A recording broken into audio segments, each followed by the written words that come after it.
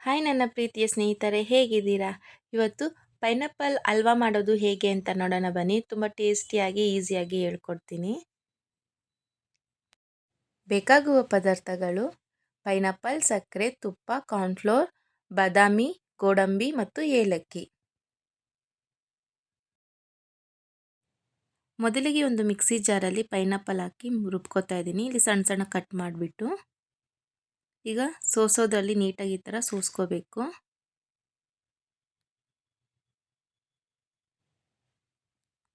ನೋಡಿ, ಎಲ್ಲ ನೀಟಾಗಿ ಈ ಥರ ಸೋಸ್ಕೊಂಡಿದ್ದೀನಿ.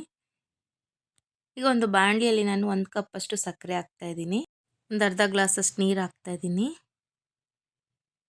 ಈಗ ನಾವು ರುಬ್ಕೊಂಡಿದ್ವಲ್ಲ ಪೈನಾಪಲ್ ಜ್ಯೂಸ್, ಅದನ್ನು ಹಾಕ್ತಾಯಿದ್ದೀನಿ. ಹಾಕ್ಬಿಟ್ಟು ಒಂದ್ಸಲ ನೀಟಾಗಿ ಈ ಥರ ಮಿಕ್ಸ್ ಮಾಡ್ಕೊಳ್ಳೋಣ.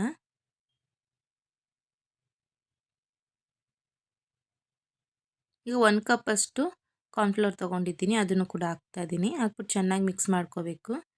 ಚೆನ್ನಾಗಿ ಕಲಿಸ್ತಾ ಇರಬೇಕು, ಇಲ್ಲ ಗಂಟಾಗ್ಬಿಡುತ್ತೆ. ನೋಡಿ ಈ ಥರ. ಈಗ 2 ಸ್ಪೂನ್ ಅಷ್ಟು ತುಪ್ಪ ಹಾಕ್ತಾಯಿದ್ದೀನಿ. ತುಪ್ಪ ಜಾಸ್ತಿ ಇಷ್ಟಪಡೋರು ಒಂದು 4 ಸ್ಪೂನ್ ಹಾಕ್ಕೋಬೋದು. ಹಾಕ್ಬಿಟ್ಟು ಮತ್ತೊಂದ್ಸಲ ನೀಟಾಗಿ ಮಿಕ್ಸ್ ಮಾಡ್ಕೊಳ್ಳೋಣ.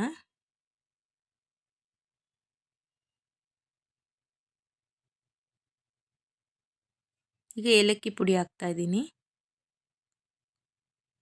ಮತ್ತೆ ಮಿಕ್ಸ್ ಮಾಡ್ಕೊಳ್ಳೋಣ ನೀಟಾಗಿ. ನೋಡಿ, ಗಟ್ಟಿ ಆಗ್ತಾ ಇದೆ ನಿಧಾನಕ್ಕೆ. ಈಗ ಗೋಡಂಬಿ ಬಾದಾಮ್ ಪುಡಿ ಮಾಡ್ಕೊಂಡಿದ್ದೆ, ಅದನ್ನು ಕೂಡ ಹಾಕ್ತಾಯಿದ್ದೀನಿ ಮೇಲಿಂದ. ಹಾಕ್ಬಿಟ್ಟು ಮತ್ತೊಂದ್ಸಲ ನೀಟಾಗಿ ಮಿಕ್ಸ್ ಮಾಡ್ಕೊಳ್ಳೋಣ. ಇವಾಗ ಪೈನಾಪಲ್ ಹಲ್ವಾ ರೆಡಿ ಆಗಿದೆ. ಸರ್ವಿಂಗ್ ಬೌಲ್ಗೆ ಹಾಕ್ಕೊಳ್ಳೋಣ.